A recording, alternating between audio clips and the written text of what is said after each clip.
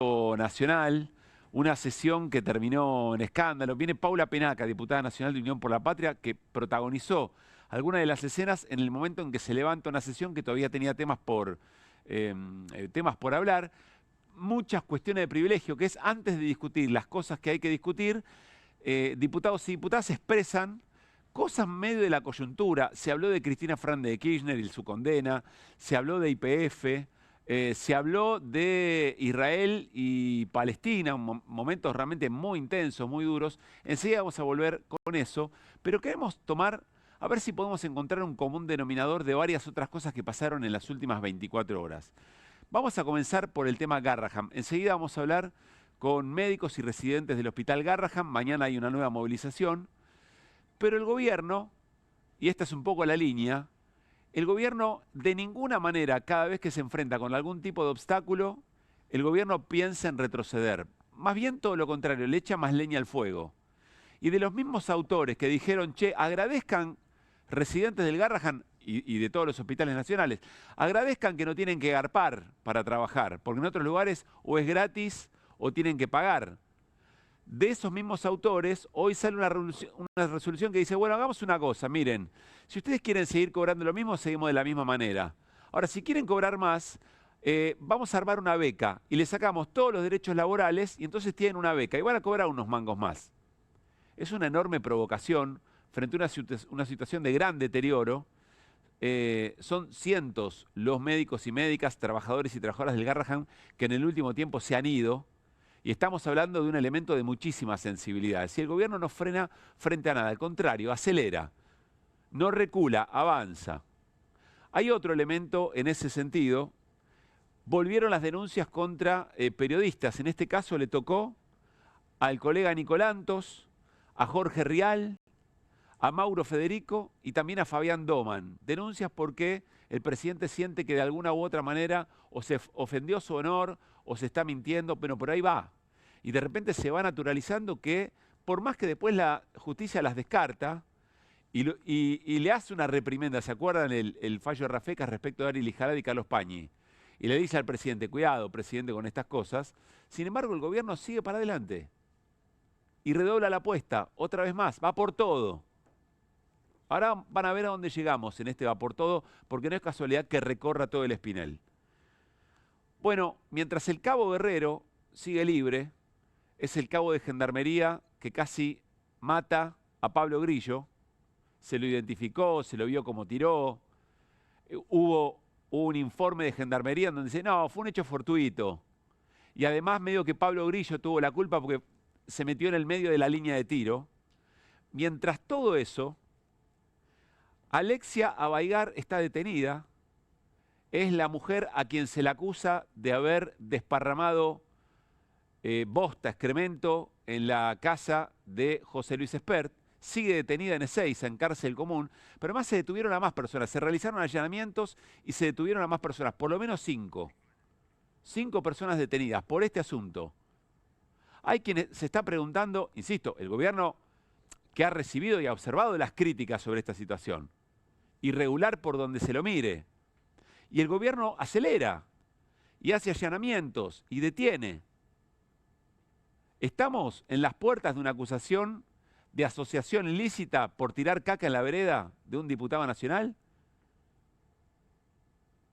Bueno, no sé si esto es una exageración o efectivamente puede pasar. Y como cuarto elemento, ayer lo tuvimos al ministro de Economía, Luis Caputo, que básicamente frente a lo que dice la gran mayoría de economistas de todo pelaje, che, hay un problema con el dólar.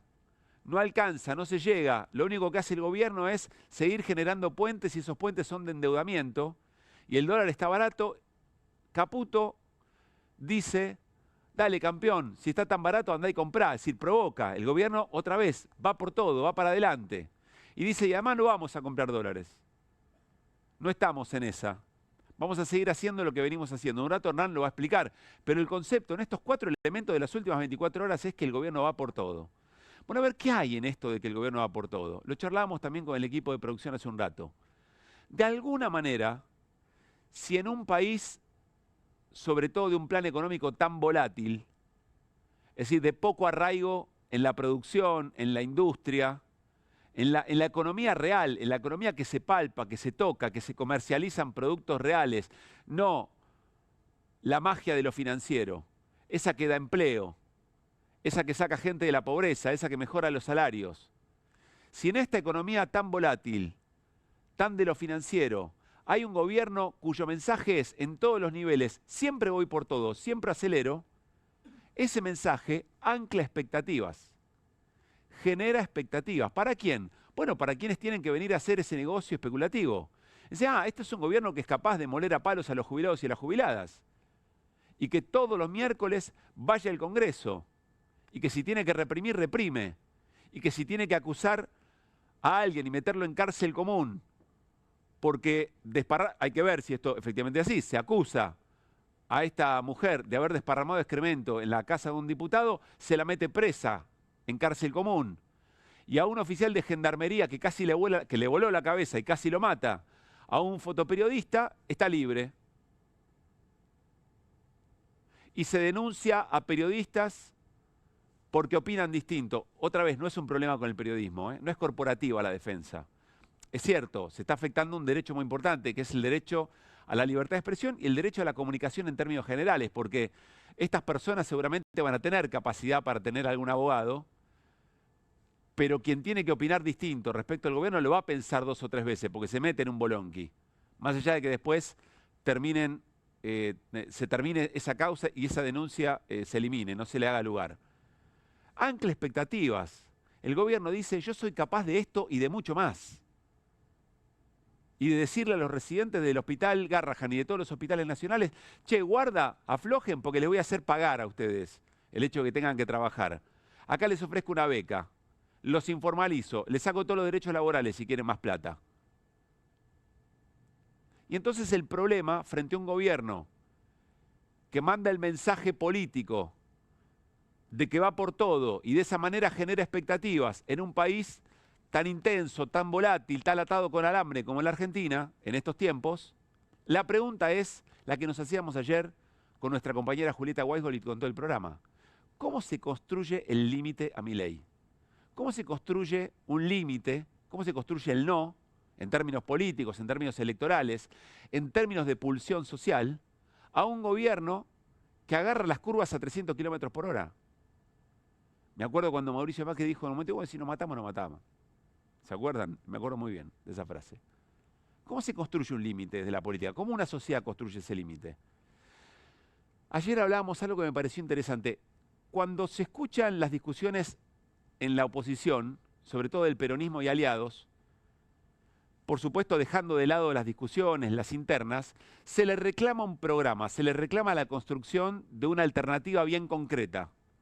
Que aparezcan y se escriban 3 o 4 puntos, 5, de un programa que pueda ofrecer algo distinto a una sociedad que eligió a Milei porque se rompió emocionalmente, porque se defraudó de todo lo que había pasado.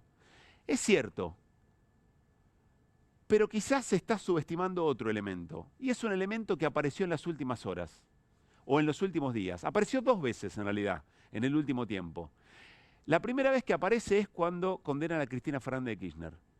Y entonces una mujer, una líder, un balcón, un barrio porteño, se convierte en pulsión política, se convierte en emocionalidad, pero emocionalidad con arreglo, emocionalidad con argumentos.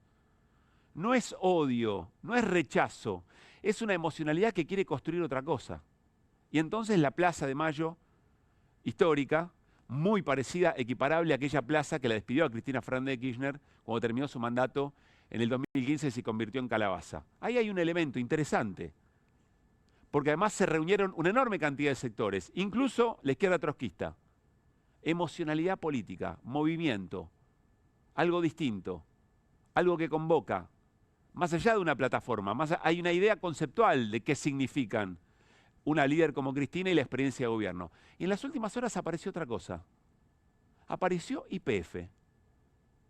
Y ayer, un poco de casualidad, cuando hablamos con Agustín Rossi, dijimos, a ver, Agustín Rossi ocupaba un rol importante en aquella sesión en el Congreso cuando se recupera el 51%. Fuimos a buscar el material y nos encontramos que antes de que hable Agustín Rossi había una efervescencia en ese Congreso. Había una emocionalidad.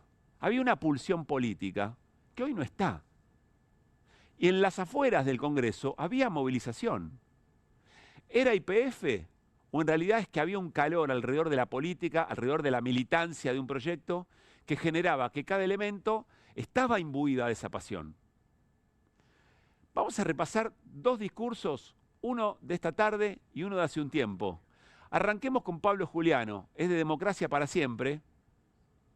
Lo vamos a tomar no por la performance y otras decisiones que toma Democracia para Siempre, hay muchas cosas para objetar en ese sentido, contradicciones, mucho trabajo de ellos y los otros, y nosotros la ancha al medio, no importa. Pero quiero que presten atención otra vez. ¿Se acuerdan que ayer lo hicimos? Les recomiendo. No escuchen solamente lo que se dice, escuchen el tono. Escuchen dónde arraiga cuando defiende el control del Estado de la empresa más importante que tiene nuestro país, que es YPF. Miren. La política del péndulo, que privatiza, restatiza y siempre empeña al pueblo argentino, no va. Acá no se hagan los cocoritos, no se hagan los cocoritos.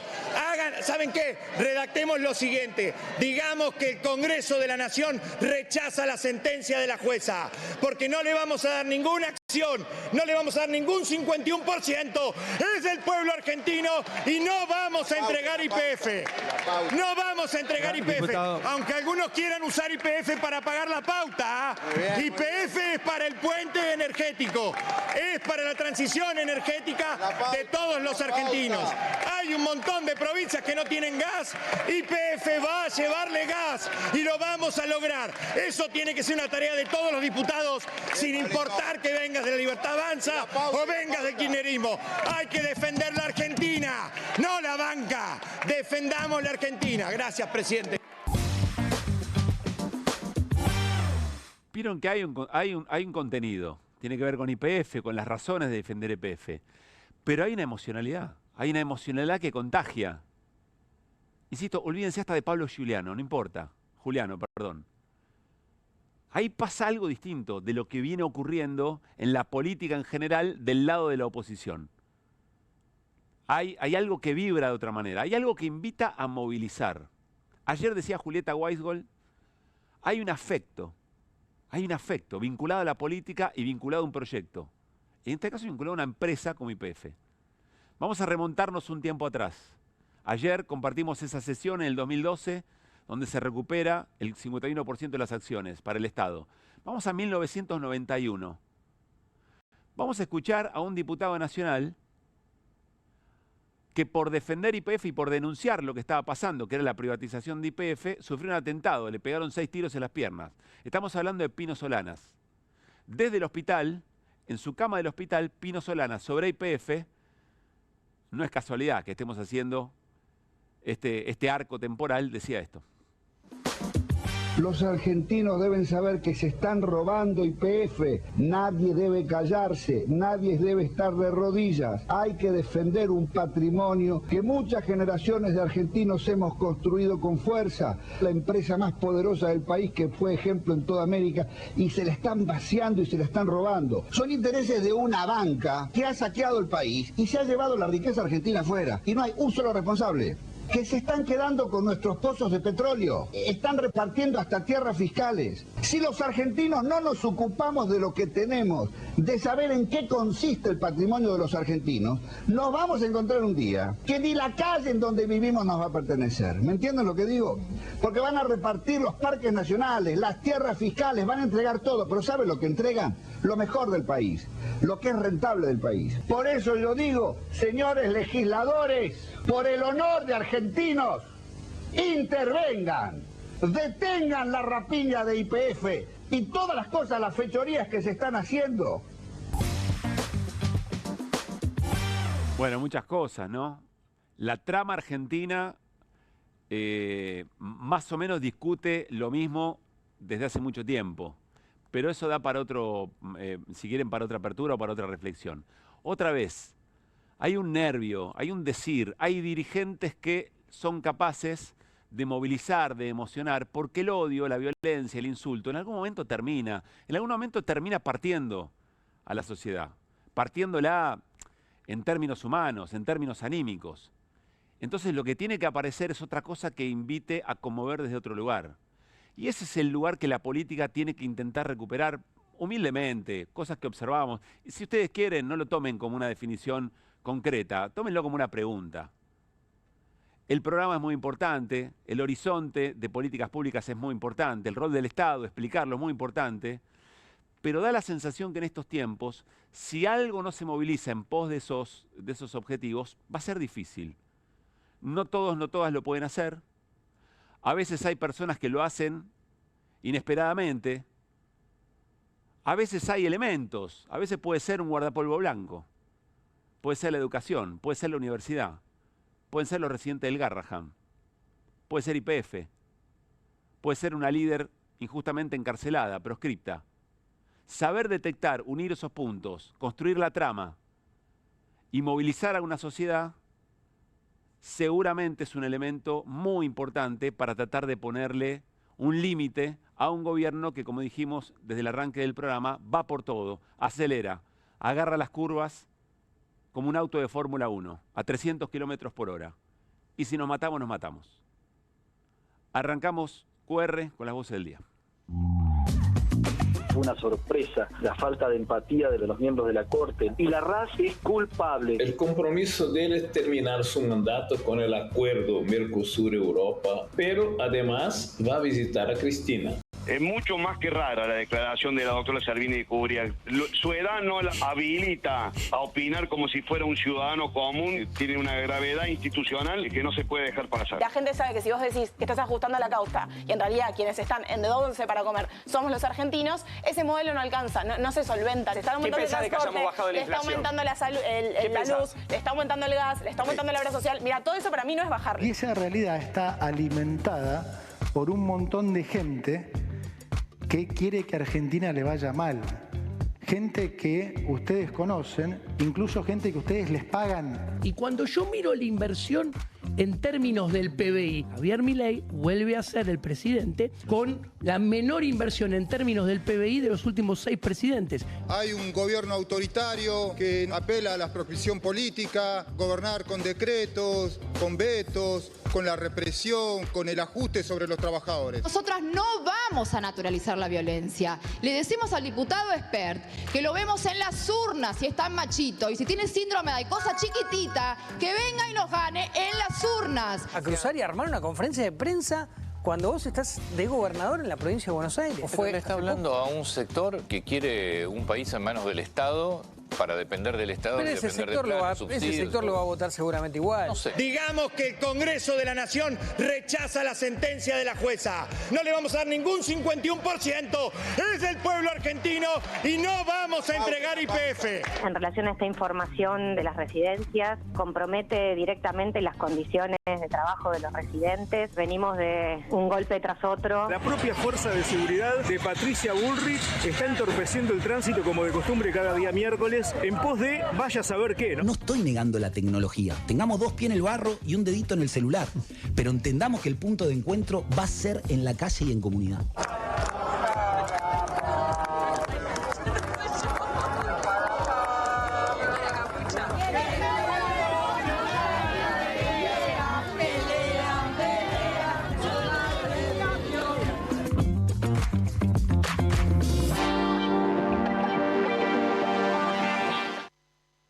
En la calle y en comunidad, decía Nacho Levi, dentro de las voces del día. Yo quiero insistir, otra vez, felicitaciones a la producción, que logra recoger en las voces de las últimas horas algo que perfectamente puede contar la historia de la Argentina, en cada elemento.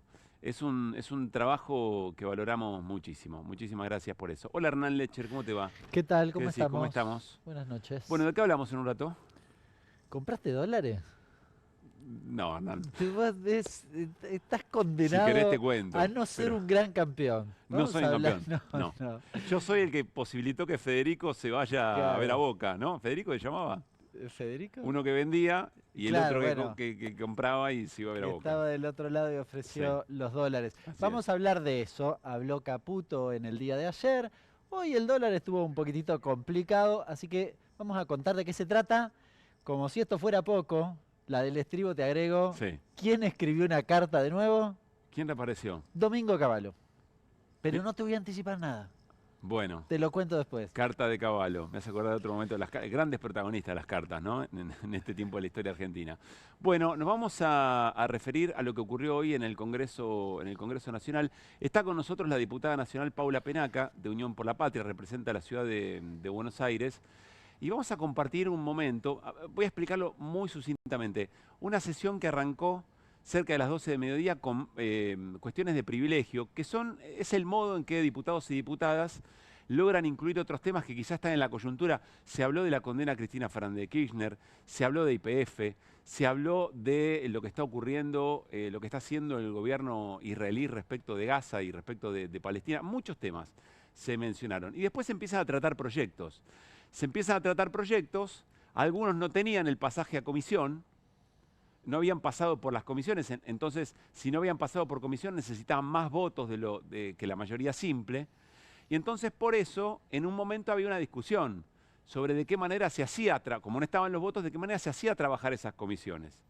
Bueno, ahora lo vamos a hablar con Paula Penaca, pero en un momento determinado, cuando se empezó a discutir interpretación del reglamento, de la regla de juego del Congreso, empezó a ocurrir esto, miren.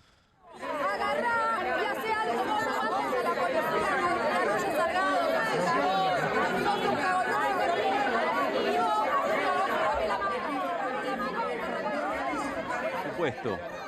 Es decir, es el que tiene que habilitar el trabajo en comisión para que después aparezca un dictamen que pueda llevar al recinto cada uno de los proyectos. Los ánimos estaban muy caldeados. Miren estas escenas, no se ven habitualmente. Allí estaba Lorena Pocoy, muy protagonista también hoy. Hizo una defensa del pueblo palestino muy importante y contestó acusaciones de antisemitismo. Ahí está el diputado Leiva. Y ahí está también Paula Penaca, nuestra invitada, interpelando a José Luis Espert. Ahora le vamos a preguntar por qué era lo que estaba pasando. Bueno, finalmente se termina levantando la sesión. Y algunos temas que quedaban por discutir no se discutieron. Paula Penaca, muy buenas noches, ¿cómo estás? ¿Qué tal? Buenas noches, ¿cómo estás, Pablo? Déjame preguntarte primero en términos personales, ¿te ves en esa escena y qué te pasa? Mira, me parece que esa escena refleja el estado de excepción que el gobierno de Milei le impone a la democracia argentina, ¿no? Este funcionamiento del Congreso, lejos de lo que quieren instalar, no tiene que ver con la irracionalidad de un sector político en la Argentina, sino con los niveles de violencia y de agresión a la que somos sometidos todos los ciudadanos y las ciudadanas, y a un intento de destruir la democracia. Cuando hay abuso de poder, como el que se expresa desde el gobierno de Milei, desde la proscripción a Cristina Fernández de Kirchner hasta la represión continua a las manifestaciones públicas, jubilados, jubiladas, trabajadores del Garraham, hasta un modelo económico que se impone a costa del hambre del pueblo, hasta el intento de cercenar el funcionamiento del Congreso, hay reacción. Y la reacción se expresa de la manera que se puede expresar. Eso es una discusión política en el marco de un recinto. ¿Con el tono elevado? Sí, con el tono elevado. En este marco de violencia ejercida por el gobierno, en este marco de violencia ejercida particularmente por el diputado Espert, que lo hemos escuchado decir cualquier barbaridad. ¿Pero qué había pasado? Cárcel o bala, lo que se les ocurra que dice, bueno, la verdad que es una reacción natural. Lo que sucede ahí es que hace mucho tiempo... Me reparo en eso y voy a la pregunta, Hernán.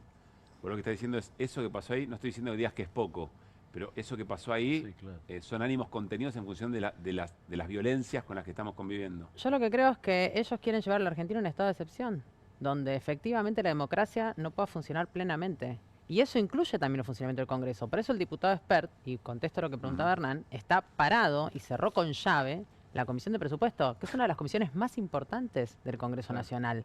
No hay nada casi de lo que importa, de lo que impacta en la vida cotidiana de la gente, que se pueda convertir en ley sin pasar antes por la Comisión de Presupuesto. Entonces lo usan como un obstáculo para que el Congreso no funcione.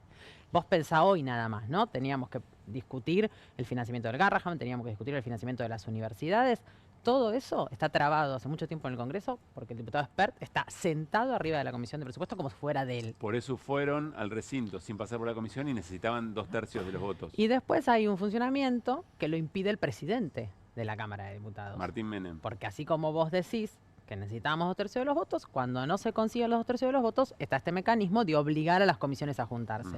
Tampoco quieren para que haga funcionar la comisión. Tampoco quieren que podamos usar ese mecanismo, porque vuelvo a insistir, el objetivo es hacer entrar a la democracia argentina en un estado de excepción, que se termine el Estado de Derecho en la Argentina. Y yo digo también esto, porque que la discusión sea con el diputado Espert tiene que ver con su condición de presidente de la comisión y de tener la autoridad cerrada, pero también tiene que ver con el nivel de violencia que genera el diputado Espert. Hoy en el Congreso, además de esta sesión, y vos lo mencionabas al principio, también existió una conferencia de prensa para exigir la libertad inmediata de Alessia Abaigar, de Eva Mieri, de otras 3 detenidas, 2 detenidas y un detenido, porque efectivamente lo que sucede en la Argentina es que un diputado como este genera violencia, agrede, vuelvo a insistir, ¿no? Yo no me voy a cansar, cárcel o bala, a 4 o 5 de estos hay que colgarlos en la plaza pública, antes hay que llenarlos de agujeros y el próximo vas a ser vos, hijo de puta, perdón la expresión, pero esas son las amenazas, y luego eso suscita una reacción mínima, de una manifestación, de expresar repudio a esos dichos, con una forma, hasta te diría, creativa, dejando caca arriba de la vereda donde vive el diputado. ¿Y sabés por qué se hace el malo el diputado Espert? Porque tiene de su lado a la policía de la pistolera Bullrich, a la justicia, que es una mafia la que existe ya en la justicia federal argentina, expresada esta vez por Arroyo Salgado. Entonces, efectivamente, estas discusiones dentro del recinto, la verdad, y sí, son un poco escandalosas, pueden serlo, pero son nada al lado de lo que estamos siendo sometidos, no los diputados y las diputadas, el pueblo argentino en su totalidad, ¿no? Hernán. Paula, te pregunto, volviendo al recinto, leo una nota que salió hace un rato. Volvió al pacto una oportuna pelea de camporistas y libertarios, impidió tratar la Comisión Libra y límites a los DNU de Milei. Yo leí un tuit de Pablo Juliano en el mismo sentido, echándoles la culpa o diciendo básicamente que el kirchnerismo tenía un pacto con los libertarios que se vio reflejado en eso. Me llama un poco la atención por las imágenes. Que la pudrieron a propósito para claro, levantar la como que sesión. era como un acting en el marco de un acuerdo. Bueno, eso es mentira. También leí inmediatamente terminada la sesión otra mentira en las redes que quisieron instalar que tenía que ver con que no se había podido aprobar el tratamiento, la obligación para tratar el financiamiento del Garrahan y el financiamiento de las universidades. Nosotros aportamos, ustedes lo saben, el porcentaje casi el 80% del quórum para iniciar la sesión.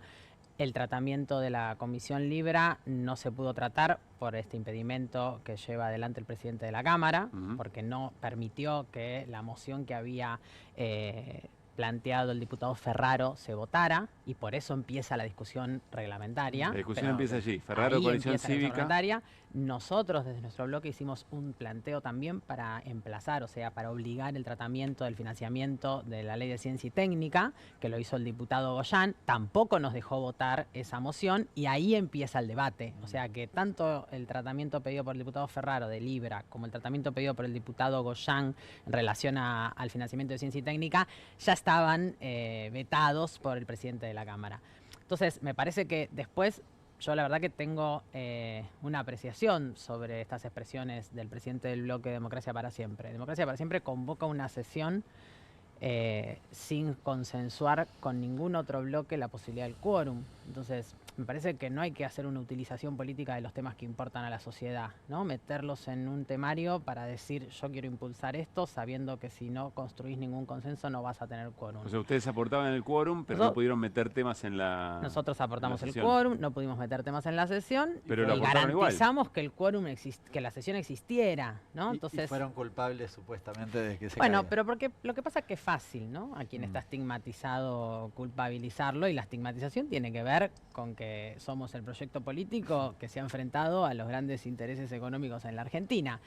Yo la verdad que no quisiera pensar que el diputado Juliano tuvo mala intención, pero si fuera él revisaría cuál es la práctica parlamentaria, porque efectivamente si no fuera por nosotros la decisión no hubiera existido. Paula, quiero volver a la tensión. Me parece muy interesante lo que decís. Che, miren que esa tensión es la tensión lógica de lo que se está viviendo.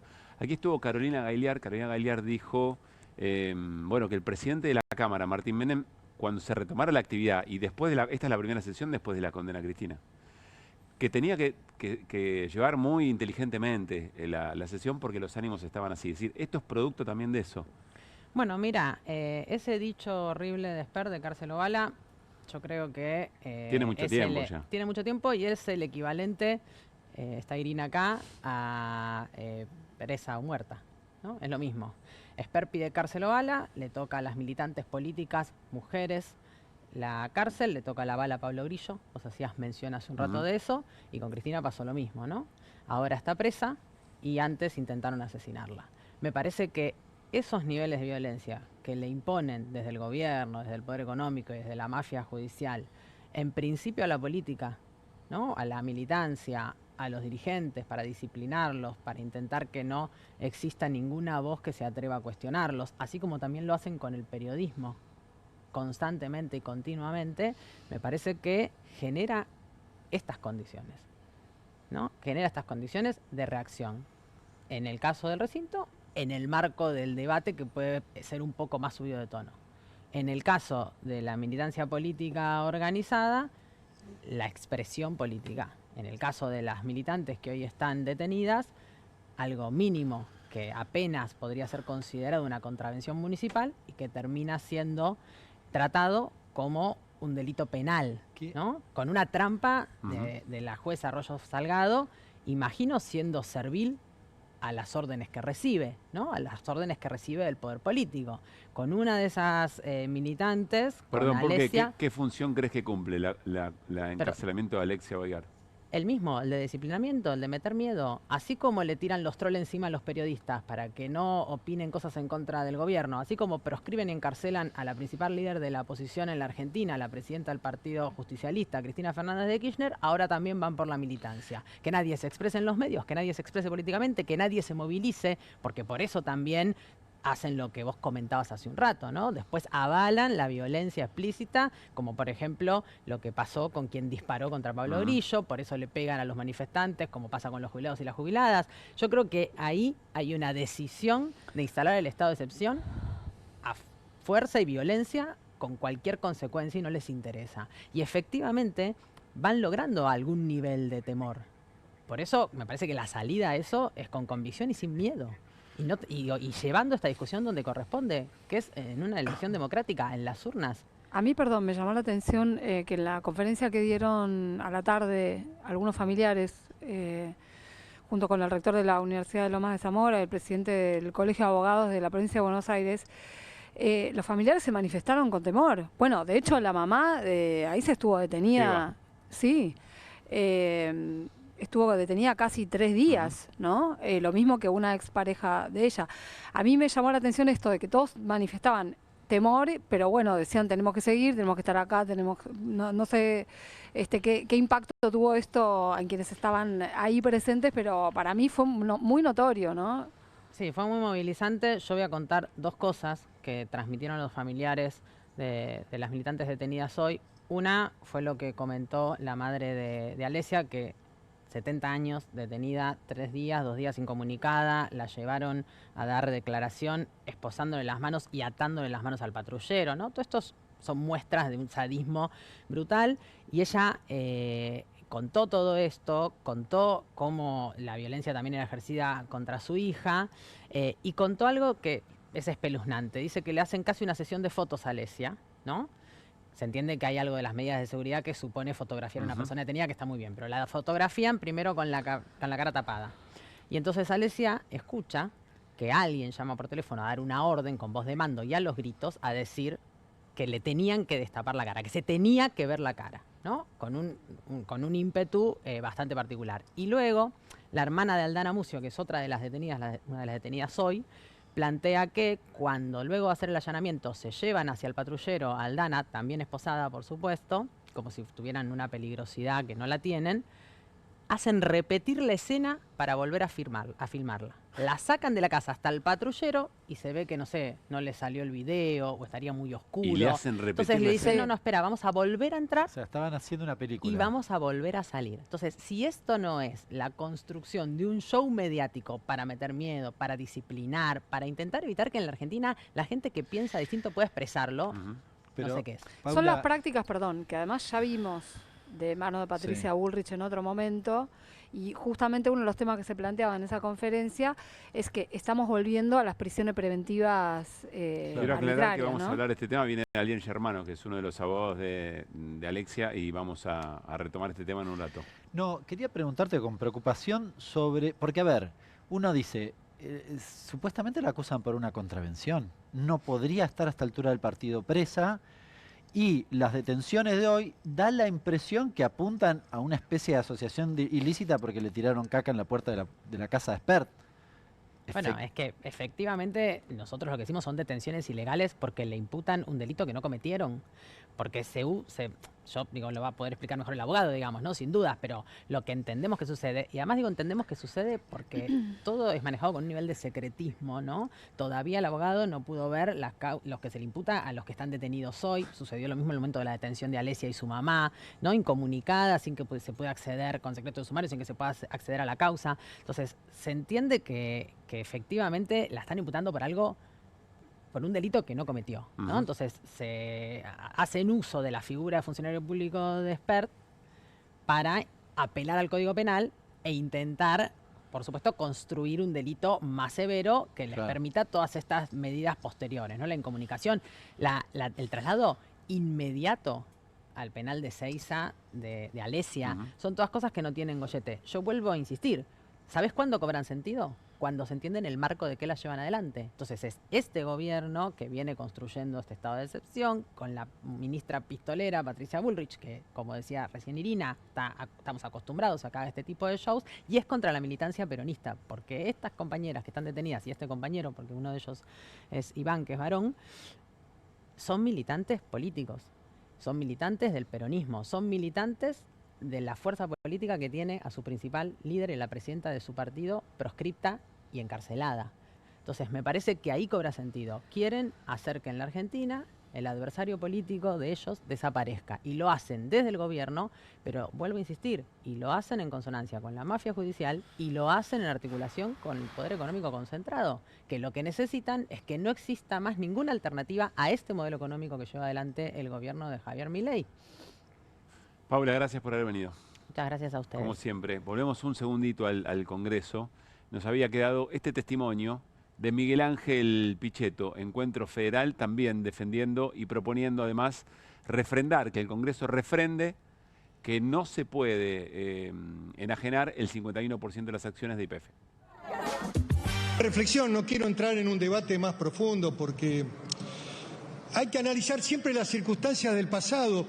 La ley de expropiación estaba fundada en la desinversión que estaba haciendo Repsol, que estaba invirtiendo en otros países, en la situación que la Argentina estaba viviendo importando combustible por 10.000 millones de dólares, en la aparición de Vaca Muerta como un proyecto de desarrollo que hoy permite que este gobierno de Javier Milei tenga un horizonte muy interesante en materia de hidrocarburos, de gas y de petróleo. Por lo tanto, esa decisión estuvo fundada. El debate del 25% de Eskenazi es otro debate. El control de la empresa de YPF y el 51% fue una decisión política que tuvo mayorías aplastantes en ambas cámaras, de las fuerzas mayoritarias. En el Senado lo votamos con el 76% de los votos. Solamente 3 senadores votaron en contra. Y en la Cámara de Diputados también. Por lo tanto, el pasado hay que analizarlo en el marco de esa coyuntura, con una visión inteligente, un poquito más. La historia hay que entenderla y comprenderla, si no, traspolamos y venimos a hacer la crítica acá que hacen algunos periodistas en televisión que tampoco entienden nada. Lo que quiero transmitirles es que estamos dispuestos seriamente a trabajar en un proyecto que ratifique que el Congreso argentino entiende que estas acciones hacen a la soberanía y que el marco de la ley no puede ser vulnerado porque para tal fin se requiere 2/3 de esta Cámara y 2/3 del Senado. Bien, allí Miguel Ángel Pichetto. Muy interesante, insisto, todo lo que está ocurriendo alrededor de YPF. Hay que ver de qué manera eso conecta con otro sentir, con esa llama, ese fuego sagrado de la política que no termina de aparecer para ponerle un límite a las políticas del gobierno de Javier Milei, pero que evidentemente va mostrando algunos episodios. Bueno, límites al gobierno, y cuando uno piensa en las cosas más urgentes, piensa en lo que está ocurriendo en el Hospital Garrahan. Recién le decía a Mauro García, jefe de unidad de cuidado intensivo, gracias por volver. Nos habíamos comprometido, Mauro, que volvías, pero cuando podamos contar otras cosas, ¿no? Algunos de los grandes hechos de salvar vidas que suelen hacer en el hospital, pero no es el caso. No, la verdad que a nosotros también nos gustaría venir por eso. O no venir, si querés. O no venir, pero la realidad está imponiendo otra cosa. La verdad es que toda la comunidad del hospital parece que diariamente está recibiendo algún cachetazo de parte de las autoridades. Y bueno, la realidad es que bueno, hoy surgió este tema de los residentes, que es muy preocupante, porque atenta, y esto lo venimos diciendo, contra el futuro, ¿no? Porque al alterar el sistema de formación, que viene hace muchísimos años, y que yo creo que busca inicialmente la precarización de los residentes, pero después ataca al hospital, ¿no? Porque en realidad el hospital es un hospital de alta complejidad que produce mucha cantidad de gente formada y especializada, y entonces al precarizarlo, indefectiblemente nos están quitando la posibilidad de justamente tener a los mejores. Claro. Y entonces es este ataque que es con los sueldos, con el sistema de formación, con los insultos y con los agravios. Con lo cual, yo lo que creo que finalmente pasa es que no quieren a la salud pública y no lo dicen públicamente, digamos. Muestran en las redes otras cosas, dicen otras cosas. Cuando nació este bebé nos exaltaban. Esa operación intrauterina. Claro, sí. Nos exaltaban, pero por otro lado seguimos en la misma situación que hace meses. O uno podría decir al revés. En esta situación, sin embargo, siguen generando hechos realmente muy importantes en términos de Es que nosotros estamos chipeados para eso. Mientras tanto estamos como disociados. Tenemos estos problemas donde la verdad que la gente está sumamente angustiada, pero en el medio seguimos detrás de los pibes. No sé, yo en la terapia intensiva en estos momentos están casi llenas. Pusimos un paciente en una técnica muy compleja hace 2 semanas que trajimos de un sanatorio privado. Mirá vos. Y ayer pusimos otro que no tenía recursos. Güemes, ¿no? No, de otro sanatorio privado. Y que que pusimos ayer no tenía recursos. Entonces, el 60% de los pacientes que atendemos nosotros no tienen capacidad de pago. Claro. Porque empezaron a hablar de la autogestión y que nosotros nos gestionáramos. No tienen capacidad de pago. Entonces, ¿qué le tendríamos que haber dicho? Bueno, no, te morís. Es decir, en la autogestión ustedes tendrían que recibir a alguien, preguntarle si puede pagarle, en todo caso decirle no, mirá, sería la forma. Andate a atender otra, Claro, qué bárbaro, qué la crueldad. Quiero saludar a Azul Santana, residente del Garrahan. Hola Azul, soy Pablo Caruso.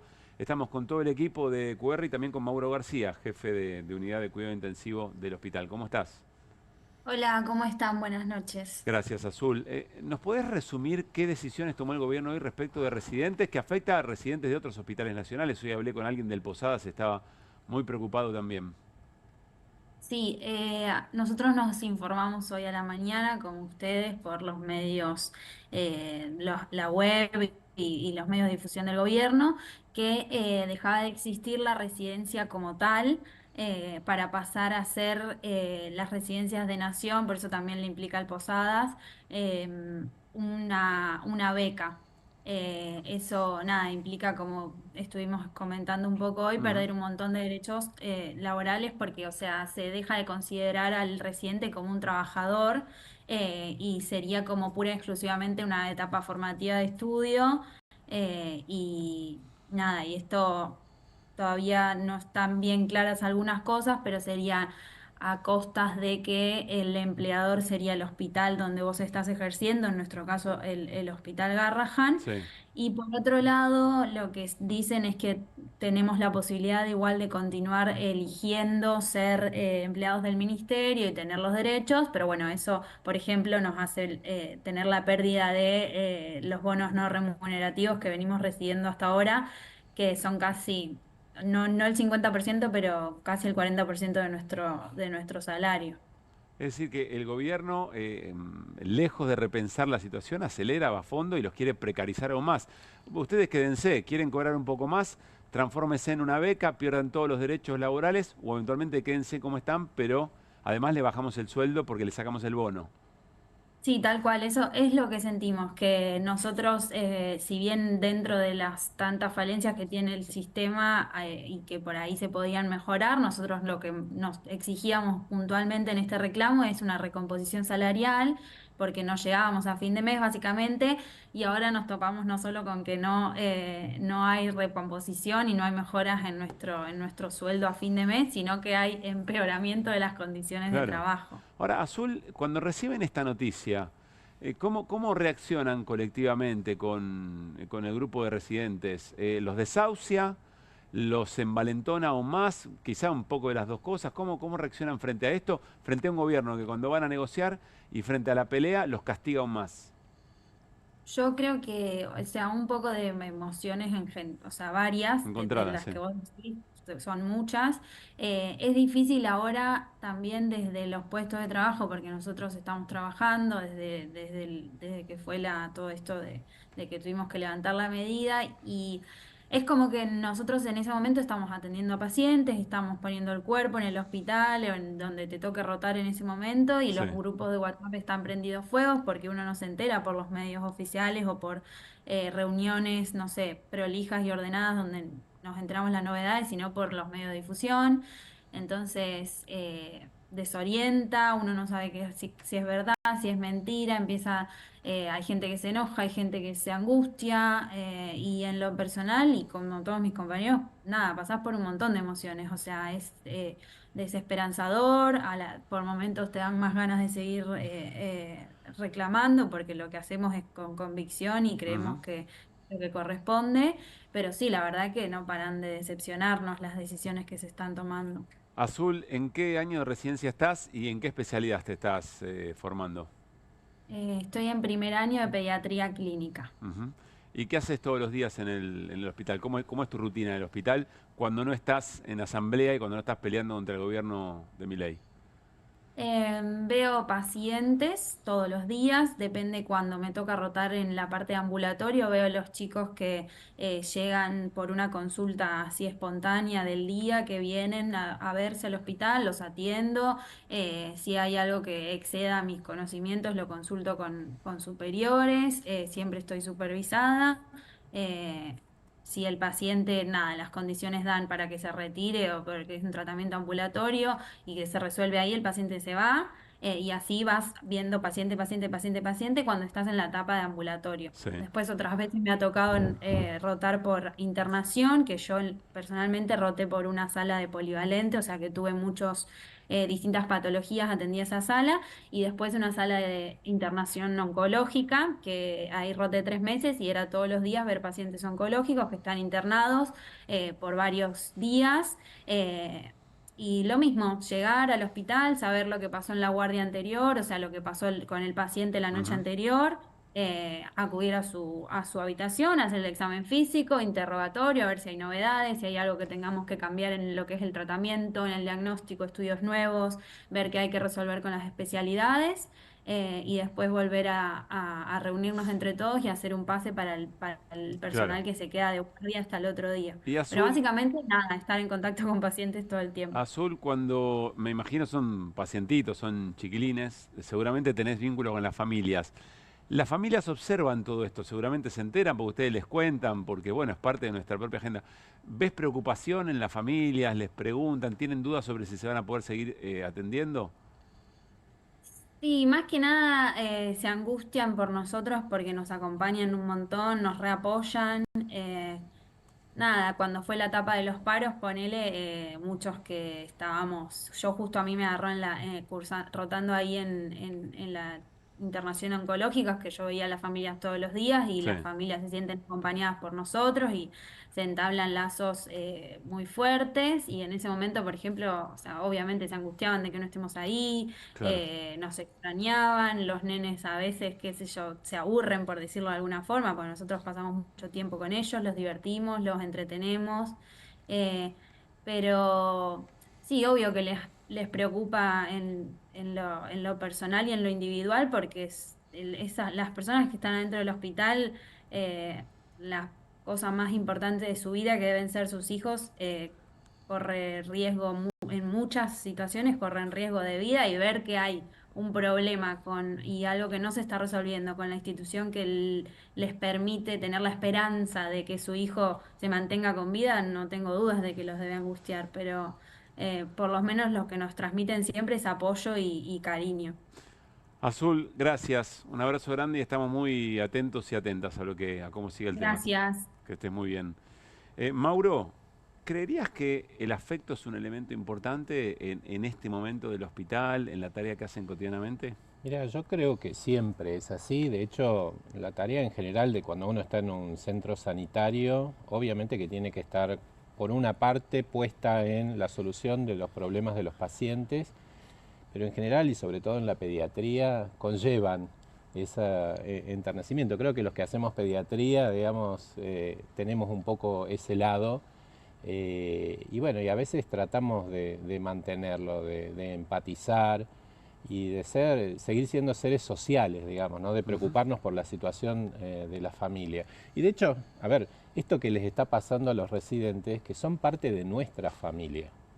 O sea, yo fui residente, tengo el corazón violeta justamente por eso. ¿Qué es el corazón violeta? Es la expresión de cuando los chicos empezaron la lucha, sí. se pusieron un corazón violeta, que es el color del hospital. Ajá. Y entonces todos los que somos más grandes, hicimos una reunión de jefes donde estábamos todos preocupados, todos diciendo lo mismo.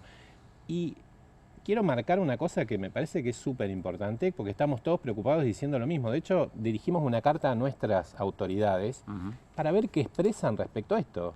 Porque son gente que ha trabajado con nosotros. El directorio del hospital. El director ejecutivo, la directora adjunta, la consejera, la presidenta del consejo, donde en esto han aceptado, parece mansamente, e inclusive a las ahora redes del hospital, describen y dicen más libertad, más transparencia y más formación cuando estamos todos diciendo que esto no es así. ¿Ese es el mensaje del directorio? Vos buscas las redes del hospital sí. y dicen eso mismo que dice el ministerio. De hecho, la persona que maneja está puesta, digamos, por el gobierno. Entonces, la verdad que para nosotros es inaudito. Están atacando de nuevo, vuelvo a decir, los residentes son parte de esta familia, son un elemento súper importante. Recién Azul decía el tema de las condiciones, y yo sacaba cuentas, porque si uno mira exactamente, tienen que hacer inclusive más guardias, no van a tener el posguardia que normalmente tienen que tener. Una persona que ha estado de guardia toda la noche no puede seguir atendiendo. Esto fue el fundamento del franco posguardia. Entonces van a trabajar más horas, y ya un residente ganaba 3.000 pesos la hora. Hace un rato justo sacaba cuentas y ahora va a ganar 2.000 pesos la hora. O sea, esto que intentan decir que está mejor, que todo va a ir a mejor, es para nada cierto. Y miren, mientras tanto la planta sigue exactamente igual. No sé, Hernán, Irina, cómo les pega esto, pero el gobierno, la comunidad de Garham reclama aumentos y el gobierno le contesta con bajarles el salario. Sí, bueno, y Milei también hace gala de su crueldad, qué sé yo, estamos en una encerrona, ¿no? Sí. Me da mucha tristeza, o sea, a mí lo que me da mucha impotencia ya a esta altura del partido. ¿Hernán? No, vos arrancaste el programa hoy hablando al respecto. Hablamos en producción juntos, sí, de hecho. Porque me parece que tiene, además de la crueldad que claramente la tiene y de la intencionalidad manifiesta del ajuste, que uno puede decir, bueno, son migajas en términos concretos y económicos, no tiene significación lo que puede hacer, si querés, con el Garrahan. Ese es el mensaje. Me parece que hay una forma de hacer las cosas que manda mensajes, que comunica, por ejemplo, a los actores económicos, ¿no? Yo te lo decía fuera del aire, acá hablamos en materia económica, quizás que es un poco lo que uno conoce, pero si vos decís, yo quiero anclar las expectativas de los agentes económicos, bueno, puedo fijar la base monetaria. Sí, está bien, puede ser. Puedo aumentar las reservas, algo que estamos discutiendo ahora. Sí. También puedo ir a cagar a palos a los jubilados o recortarle al Garrahan. Y te muestro que lo hago. Que soy capaz de hacer eso. El mensaje creo que tiene más potencia, incluso que si tuviese reservas en el Banco Central. A mí igual me parece que acá resuena algo también relacionado con la ciencia, ¿no? Que eso es lo que yo no entiendo. ¿Cuál es el mensaje que tanto puede agradar al poder económico de esto? ¿Qué es lo satisfactorio? ¿No? Bueno, no retroceder, que por lo que dice Hernán es no retroceder, ni aún si tiene que ver con un hospital pediátrico. Sí. Supongo Claro. que es eso, ¿no? De todo, y hay creo, algo... perdón, en esto, sí. yo lo que creo es que, por lo menos con el Garrahan, ¿no? Sí. Primero, que es expresión de salud pública. Y segundo, que es expresión de salud pública de excelencia y calidad. Entonces, como no conjugan con la salud pública, con nada que sea público, si encima tenemos el nombre que tenemos y el prestigio que tenemos, en realidad ese es el norte de querer hacer esta destrucción del hospital. Yo lo que veo, perdón, una cosita más. Destruir el sistema de residencias, las residencias son como una institución en la formación. Es una locura. En países avanzados, o sea, no deben entender qué es esto que están haciendo. Es un disparate atómico. Esto de que no cobraban, que el presidente diga que no cobraban. Aparte que son para cosas hacerla. tan fáciles que se rebaten. En 30 segundos estábamos todos mostrando los argumentos. Y yo creo que también les molesta eso. Como nosotros decimos las cosas como son y no estamos mintiendo. Y es más, si uno mintiera creo que hasta le sale más difícil, digamos. Son tan rebatibles y entonces por eso buscan una, buscan otra. Por eso fueron los ñoquis, los administrativos, los residentes. Bueno, que ahí tiene ahí tiene un punto la teoría de Hernán, que quizá no importa la verdad, lo que importa es el mensaje y a qué están dispuestos. La última, Mauro, ¿cuántos médicos y médicas o trabajadores y trabajadoras se fueron del hospital ahora? También hubo un debate donde nosotros en el comunicado del otro día decíamos que ya llevábamos como 220 y pico. Y 2 minutos después, desde del mismo hospital, dijeron, bueno, no, de enero ahora son 114, que igual es un montón. Sí, claro. En el último año son 200. Pero yo te voy a decir, porque esto inclusive lo hacemos entre los jefes, empezamos a ver, che, ¿a cuánto se le fueron? En las últimas 2 semanas, 14 personas se han ido. 2 terapistas, y te lo puedo decir yo, que vino el otro día uno de los chicos, me dijo, mirá, Mauro, la verdad, no. Es tremendo el dato. Y lo peor de todo, a vos te obliga a replantear todo el servicio. Claro, y tuvimos que salir a preguntar, bueno, a ver quién podría reemplazar, y la mayoría de la gente nos está diciendo que no. Y con estas condiciones, probablemente nos sigan diciendo que no. Por eso digo... Y nadie quiere agarrar, digamos. Y claramente, por eso, de nuevo, atacan la excelencia del hospital. Antes, quedar seleccionado en el hospital Garrahan era una cosa que todos querían. Hoy por hoy, inclusive si Ciudad mantiene la característica de residencia, todo el mundo va a elegir la residencia de Ciudad y no van a elegir una residencia con estas características que estamos haciendo. Así que la situación es realmente grave. Yo quiero interpelar sobre todo al público. Digo, tenemos que pensar en la inmediatez, obviamente, son los sueldos, la gente que no puede pagar, pero tienen que pensar en el futuro. No se puede no pensar. Claramente no están pensando las autoridades en el futuro, no les interesa, digamos, porque por lo menos en el hospital, y en realidad todos los hospitales públicos forman muchísima gente que después trabaja en público y en privado. Entonces me parece que a la gente hay que decirle que sí la va a afectar y que tienen que razonar y pensar que se está atacando la salud pública. Yo elijo salud pública. Mañana, cuando terminan las tareas de atención, hay movilización a Plaza de Mayo. Plaza de Mayo. Mauro. Ahí creo que va a haber una conferencia, van a estar sobre todo los residentes, que son los que más se sienten atacados, pero nosotros, todo el personal de planta está acompañando también esto, porque en definitiva, lo nuestro no se ha solucionado tampoco. Claro. Y obviamente, si los residentes, que ya pasó, digo, cuando los residentes estuvieron de paros, el hospital crujía, porque los residentes son extremadamente importantes en nuestro trabajo. Gracias por haber venido otra vez. No, gracias a ustedes Ojalá por que no darnos que no se repita, Mauro, en serio. Ojalá. Gracias. Le preguntábamos sobre el final cuántos médicos y médicas estaban yendo. Se fugan de una situación muy, muy dramática, están tratando de buscar una mejor situación. Y decía también, no se puede no pensar, decía Mauro. Bueno, vamos al encuentro de Claudio Martínez, nuestro compañero, divulgador, productor general del programa, y vamos a hablar de eso, de la fuga, pero de la fuga de cerebros. Tiene que ver con nuestro esquema de ciencia y tecnología. Cerebros en fuga para exportación. Hola, Clau, ¿cómo te va? Hola, Pablo, ¿qué tal? Buenas noches. Bueno, muy preocupante. Todo tiene que ver con lo que estaba comentando recién el compañero del Garrahan. Porque, bueno, estamos hablando de una terrible fuga de cerebros, casi una estampida. Esto que decía él, en 2 semanas, 1 por día, 14 personas. En el mundo de la ciencia y la tecnología está pasando lo mismo. Mira, Si la Argentina fuera un club de fútbol, el presidente, en este caso Milei, está destruyendo las divisiones juveniles, está matando el semillero, está hipotecando el futuro.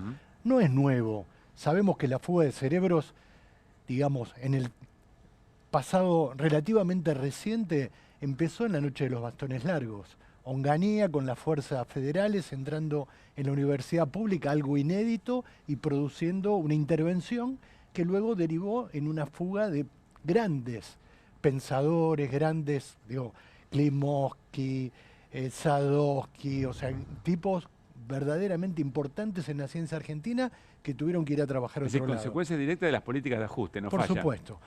La dictadura le agregó a eso persecución secuestro, muerte, claro, desaparición. En el menemismo, Cavallo mandó a los científicos a lavar los platos. O sea, no es nuevo lo que está haciendo Milei. Ahora, fíjate qué interesante. La gente de la Universidad Nacional de Córdoba hizo una encuesta para tratar de pulsar cuál es la percepción de futuro que tienen los jóvenes investigadores. Vamos a mirar esa encuesta para ver cuál es el verdadero impacto que tiene la fuga de cerebros en la Argentina. Miramos la primera placa. Mira, le preguntaron a los jóvenes investigadores y docentes de la Facultad de Ciencias Químicas de la Universidad de Córdoba si creen que están dadas las condiciones para que puedas terminar tu doctorado. Casi el 50% dijo tal vez, duda, pero un 37,2% dijo que no están dadas las condiciones para terminar la formación de su carrera científica. Más del 80% o no sabe. O no sabe. Vamos a la próxima. Algunas respuestas esto de ver cómo miran el futuro los jóvenes investigadores, los jóvenes científicos. El 53% piensa abandonar la carrera científica. El 27% piensa en no terminar su formación académica. ¿Es distinto? Una cosa es formación académica, otra cosa es la carrera como científico. Okay. El 54% considera continuar su carrera en el exterior, el 68% considera buscar trabajo en el sector privado. Una estampida. Claro. Sigamos, hay otra más. Mira esto. ¿Destinaste dinero personal para tu investigación? O sea, ¿pusiste de tu bolsillo la que no está poniendo el Estado? Casi el 80% dice que sí. Una locura. Una locura. Esto que decíamos de que pagan por las residencias, bueno, en el mundo de la ciencia está pasando. Gente que se da cuenta que no puede terminar su investigación y que pone plata. ¿Para qué pone plata? Insumos. Insumos que no están comprando, no pueden comprar las universidades, no pueden comprar el CONICET. Finalmente, para que no se interrumpa la investigación, su propio trabajo, ponen plata. Sigamos. Muy bueno este trabajo, Claudio. Sí. El 50% de los investigadores jóvenes está considerando dejar sus cargos docentes. Esto tiene que ver, es consecuencia directa de la asfixia financiera que está sometiendo a las universidades el gobierno de Milei. Directamente, o sea, porque los sueldos de los docentes ya están casi un 40% atrasados, o sea, una locura. Y corregime, algunos que tienen dedicación, depende de la dedicación que tienen, solamente pueden trabajar como docentes, no pueden hacer otro trabajo. Exactamente, sí, no pueden hacer otro trabajo. Bueno, a ver, cuando hablamos de fuga de cerebro estamos hablando de esto. Estamos hablando de jóvenes talentosos y comprometidos que tienen que interrumpir su vocación, que tienen que interrumpir su plan de vida, que tienen que dedicarlo a otras cosas. Pero claro, es la historia de vida de estos jóvenes, pero también es el futuro de la investigación. Es un esquema, ahí se produce un vacío temporal que tiene un impacto en nuestra vida. Son dramas personales, porque son proyectos de vida que se interrumpen, pero son dramas colectivos porque es un futuro que se hipoteca. Claro. El Estado, es decir, una carrera científica lleva entre grado, posgrados, doctorados, etcétera, alrededor de 12 años. Formar un científico lleva alrededor de 12 años.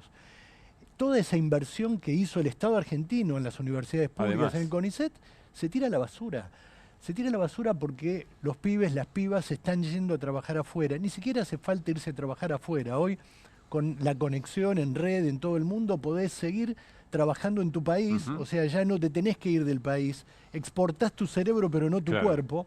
Fugás tu cerebro, pero no tu cuerpo. Y te quedás laburando en tu casa. El resultado de esa investigación y cobrando en dólares. En otro país.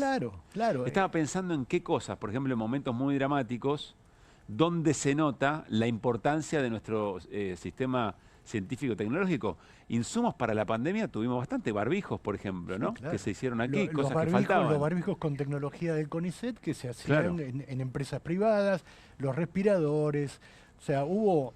la pandemia fue un campo de prueba para la ciencia argentina porque todo el sistema, los que trabajaban en otros temas se pusieron a trabajar en eso. Por ejemplo, un caso típico, el de Andrea Gamarnik y su equipo en la Fundación Leluar. Ellos trabajan sobre dengue, Zika y chikungunya. Y cuando empezó la pandemia se pusieron a desarrollar un test de detección de COVID. Sí. Y lo lograron en muy poco tiempo y salvaron muchísimas vidas. Entonces, digo, insisto, esto no es nuevo, viene de lejos, es una nueva etapa. Pero fíjate, mira, le consultamos a un científico muy prominente, se llama Jorge Geffner. Jorge es médico, es profesor en la Facultad de Medicina, además es investigador superior del CONICET y armó, junto con otros directores de institutos, una red que se llama RAICIT, la Red de Autoridades en Institutos de Ciencia y Tecnología. Le preguntamos cómo están detectando ellos en los laboratorios la fuga de cerebros y nos dijo esto. A ver. Está transcurriendo un éxodo que no tiene precedentes en cuanto a la vida democrática del país. Y este tremendo éxodo que desarticula grupos importantísimos de investigación a lo largo y ancho del país, se nutre de 3 elementos básicos. En primer lugar, está bloqueado el ingreso de los jóvenes científicos al sistema científico, particularmente al CONICET. No hay ingresos a la carrera de investigador científico del CONICET. Aquellos que terminan una tesis doctoral y que han demostrado un carácter sobresaliente en la investigación científica no tienen cómo comenzar esta segunda etapa, que es el ingreso a la carrera. Está absolutamente bloqueado el ingreso, con lo cual estamos perdiendo toda una generación de jóvenes investigadores. Una segunda arista de la cual se alimenta el éxodo es la falta prácticamente total de financiamiento por parte de la Agencia Nacional de Promoción Científica, agencia que ha suprimido la inmensa mayoría de sus líneas de financiamiento que afectan a proyectos que ya han sido acreditados y evaluados positivamente. Y la tercera arista de la cual se alimenta este éxodo es el deterioro salarial. Este deterioro salarial realmente ha sido impresionante. En el último año hemos perdido entre el 30 y 38% del poder adquisitivo de los salarios de investigadores y becarios. Estos pequeños porcentajes diferenciales tienen que ver con distintas categorías, pero al menos han perdido todos los estratos más de un 30-32% como base de pérdida. ¿Sabes qué me impacta, Clau, cómo estos procesos de ajustes brutales, expulsivos, nos hacen perder generaciones? En este caso, generación de científicos, pero pensalo en muchos otros aspectos. Pensalo en generaciones que pasan hambre y están mal alimentados. Seguro. Generaciones de profesionales que no están. Perdemos pero, generaciones en además, cada... Vos hablás de pérdida. Esto que decía, 12 años lleva a formar un científico. Sí. Ana Franchi, que fue presidenta del CONICET hasta hace poco, hasta 2023, cuenta siempre que la interrupción que produjo el menemismo en las carreras científicas, similar a esta, no tan grave, pero con similar Cavallo, a esto, con Cavallo, Plato. Produjo un bache temporal que llevó muchísimo tiempo recuperar. Y vos fijate cuál fue la estrategia. En el año 2003, Daniel Filmus, ministro de Educación, Ciencia y Tecnología, junto con la decisión de Néstor Kirchner, tomaron la determinación de crear un plan que se llamó Plan Raíces. El Plan Raíces, desde 2003 a 2015, repatrió 1.300 científicos. Eso se está volviendo a perder, está volviendo a pasar. O sea, esa cosa típica, cíclica de la Argentina. Vos hablabas del ajuste.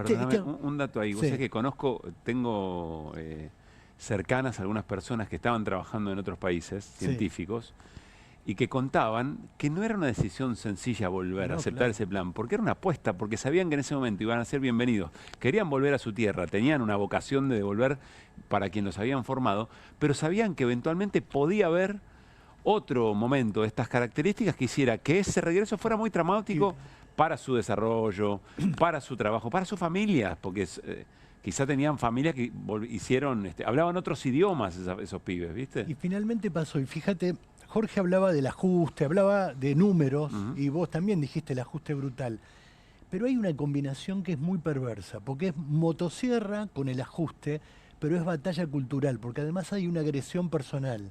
Los científicos son la casta, los científicos no sirven para nada, intentan vendernos investigaciones inverosímiles.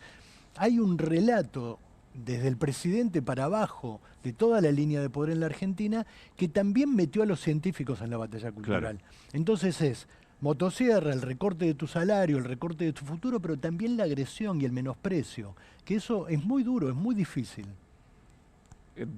Residentes paguen por trabajar, por ejemplo, ¿no? Es lo mismo. Tenemos una placa Dale, más. Una placa más. La vemos, compartimos para cerrar.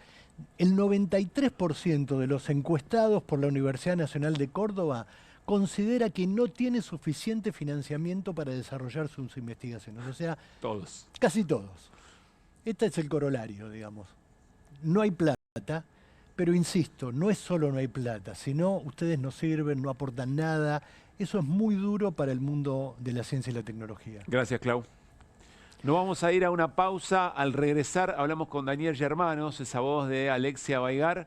Vamos a hablar, es esta joven que está detenida junto con otras 4 personas por haber tirado caca en la puerta de la casa de José Luis Espert. Mientras tanto, el Cabo Guerrero está libre. Y vamos a hablar con Hernán Lecher también. Nos va a traducir a Luis Caputo, al ministro de Economía, pero además pasó caballo y dijo... Lo va a interpretar Hernán Lecher. Parece que no son buenas noticias para el propio gobierno. Alguna vez Milei dijo, el mejor ministro de Economía de la historia argentina fue Domingo Felipe Cavallo. No estaría pensando lo mismo. Tanda, ahí estamos. María es credinauta. Eduardo también. Y Luis y Mercedes y Pablo son credinautas. Ellos y miles de argentinos formamos Banco Credicop. Y somos credinautas porque desde siempre creímos que es mejor hacerlo juntos y no hacerlo solos. Porque somos cooperativos y solidarios. Y porque sabemos que solo nos salvamos si lo hacemos entre todos. Ahora, hacete vos también credinauta. Movete a Credicop. Movete a un banco distinto. Banco Credicop Cooperativo. La banca solidaria. Adrián Mercado presenta Argentina Cobre. Conectate con los protagonistas de la industria en una nueva edición de Argentina Cobre, el evento empresarial que marca la agenda del sector. 4 y 5 de agosto, provincia de San Juan. Organiza Panorama Minero. Invita Adrián Mercado.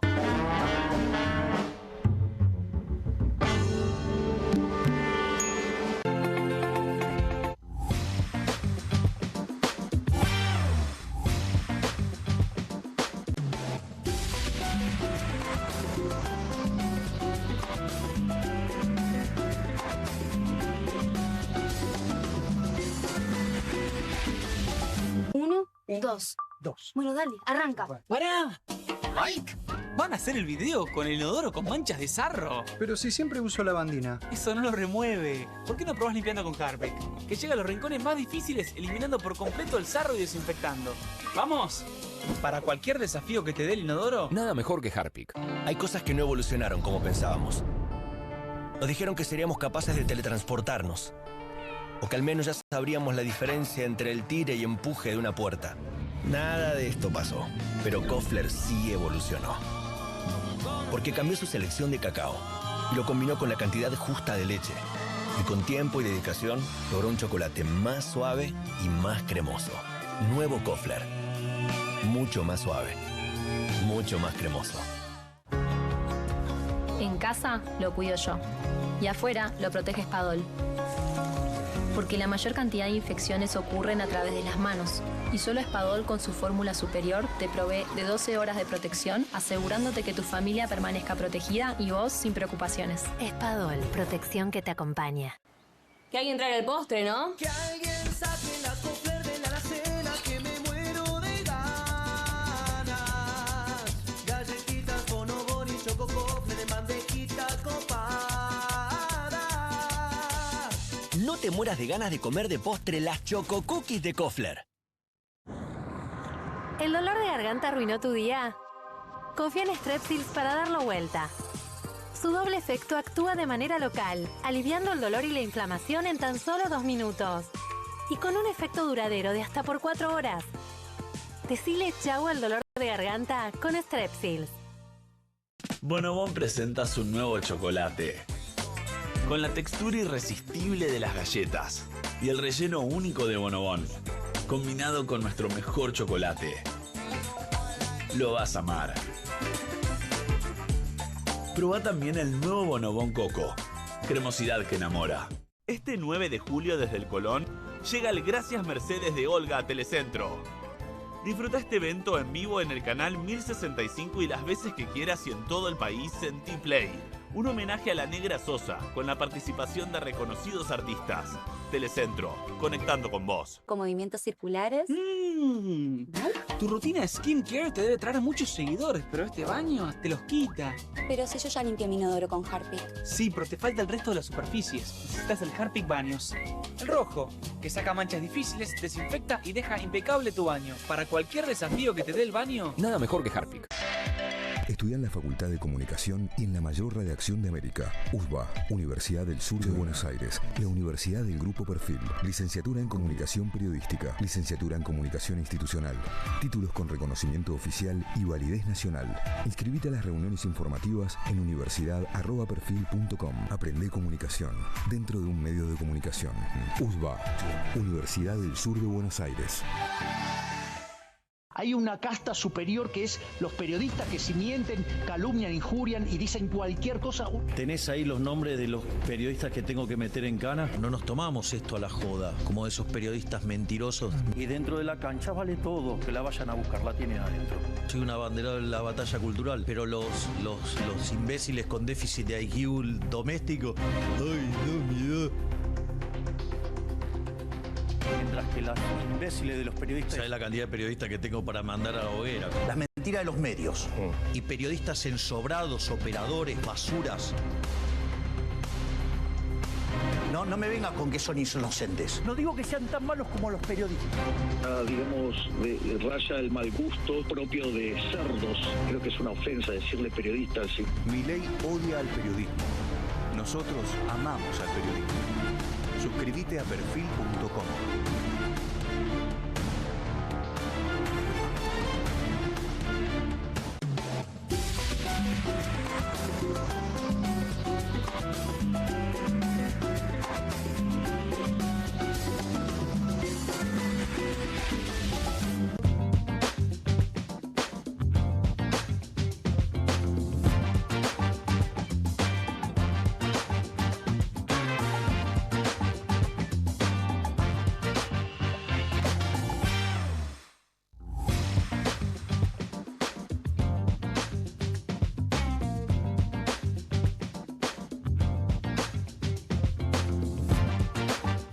Seguimos en QR hasta las 12, aquí en Bravo TV. El presunto delito es tirar caca en la vereda de Espert y poner un pasacalle alusivo a eso también. Había una persona detenida, Alesia Abeigar, pero hay más personas detenidas por el mismo presunto delito, Irina. Son 5 las personas detenidas. Por eso.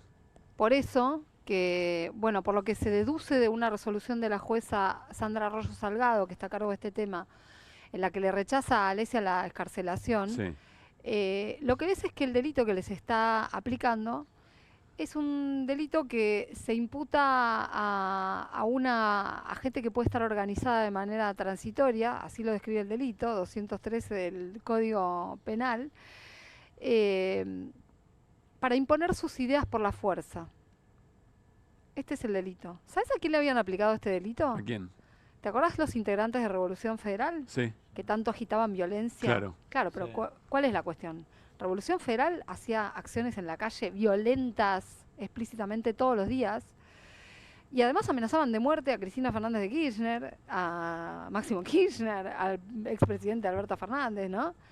¿Estuvieron presos? Estuvieron detenidos un tiempito, pero después la Cámara encima les morigeró la figura, ¿eh? Ni siquiera quedaron procesados por esa figura. Te lo cuento para graficarte de qué se trata, pero además de eso les está imponiendo amenazas, por lo menos a Alesia, ¿no? Sí. Suponemos que a los demás les va les va a imputar lo mismo. ¿Las demás personas por qué están detenidas? ¿Hubo allanamientos? Hubo múltiples allanamientos en distintas localidades, en Maswich, en Florida, en Quilmes, en Villa Martelly, que son, bueno, lugares donde viven las personas que fueron detenidas. Sí. Tenés personas que van de los 22 a los 45 años, todos militantes, como decía antes Paula Penaca, pero nada, todos laburantes, digamos. Y lo que pasó con los procedimientos es que se replicaban en las casas de sus familiares. O sea, iban y le allanaban a uno y después se allanaban a la madre, al hermano, al... Quiero tratar de entender esto. Voy a saludar al abogado Daniel Germanos, es abogado de Alesia Abaigar. Daniel, ¿cómo estás? Soy Pablo Caruso, con Irina Hauser y Hernán Lecher. Saludamos en QR. Buenas noches. Bueno, ahora volvemos. Quiero entender esto, Irina. Allanan a estas personas Sí. en función del delito de haber tirado caca en la puerta de la casa de un diputado y haber puesto un pasacalle. ¿Qué es lo que van a buscar a la casa de las familias? Teniendo en cuenta que este es el delito, digamos, ¿no? ¿Qué es lo que van a buscar? No, es ¿Un que fibrón del pasacalle? Bueno. ¿Un guante con el que agarraron la caca? ¿Qué es lo que van a buscar? No, es incomprensible. Imagínate que a la mamá de Alesia la detienen porque tiene una cédula azul. Ella es Alesia, ¿no? La que tenemos en pantalla. Exactamente. Que es una especialista en comunicación con perspectiva de género, Ajá. funcionaria de la provincia de Buenos Aires, profesora de yoga. Y además tiene una enfermedad autoinmune Sí. por la que se estaba pidiendo específicamente que se la escarcelara o que cuando menos se le diera la prisión domiciliaria.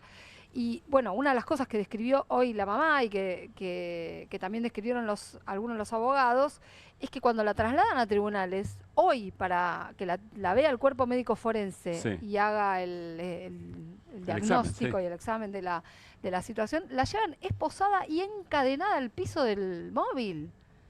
O sea, es un nivel de violencia indescriptible. Y que no tiene, no sé, que no Este tiene... examen físico se está haciendo para acreditar esa enfermedad autoinmune y eventualmente revisar si queda detenida. Ya hubo o no. un informe del cuerpo médico que hace lo que dice habitualmente el cuerpo médico, que es si necesita atención, podría llegar a recibirla. Tienen que terminar demostrando después y evaluar. O sea, ¿viste lo mismo que pasó con Nelson Periotti en la causa Vialidad? Sí. El ex titular de Vialidad, bueno, que estuvo varios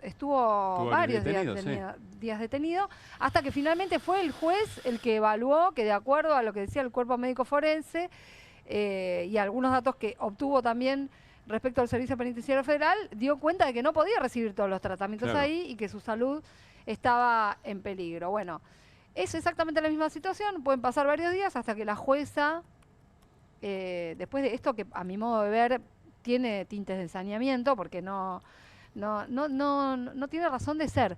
La pregunta que se hacían hoy... Perdón, ¿el resto de las personas también están detenidas en igual están condición? detenidas, están incomunicadas por ahora porque van a ser indagadas mañana. Sí. Están incomunicadas.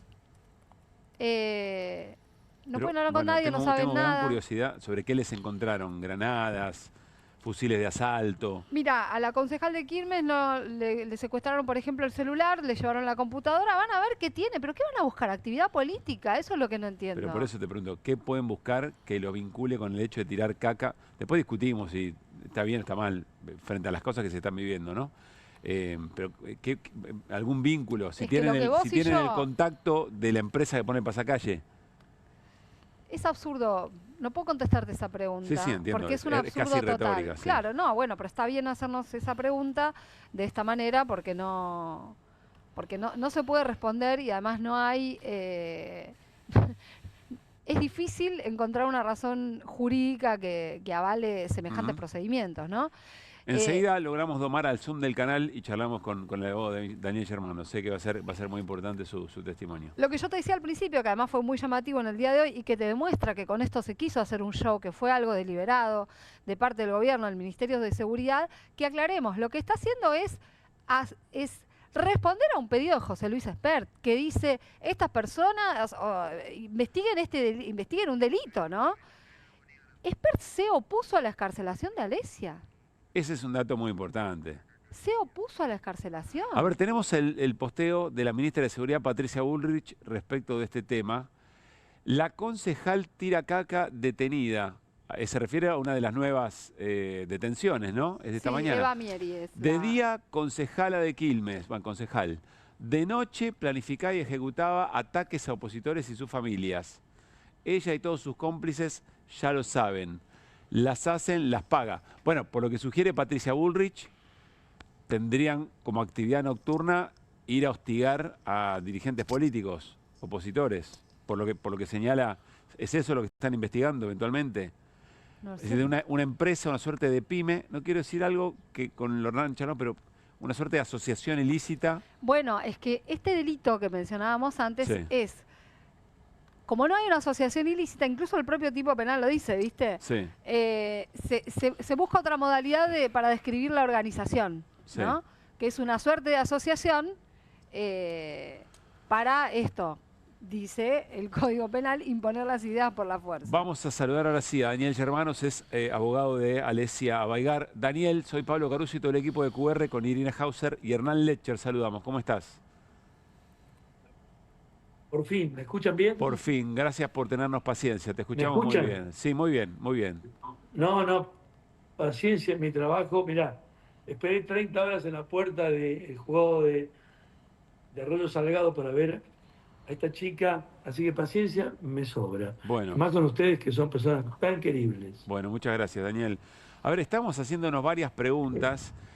¿Cuál es el delito por el que se le acusa a Alesia? Y no sé si estás al tanto del resto de las personas que están detenidas. Mira, no conozco los nombres, pero los delitos que se disputan son los mismos. Yo estuve con los familiares. Una de las detenidas de hoy es mamá de 5 nenes. Este es un acto de Arroyo Salgado que resulta realmente inexplicable. Mira, ustedes imaginan, no hablo de estos chicos acusados de esta perturbación en la casa de Esper, ¿se los imaginan sosteniendo ideas o teorías de superioridad de raza? ¿O sosteniendo que son grupos de personas de un origen étnico superior? Justamente es lo contrario. Quienes sostienen que hay... ¿Me escuchan? Sí, te escuchamos muy bien, Daniel.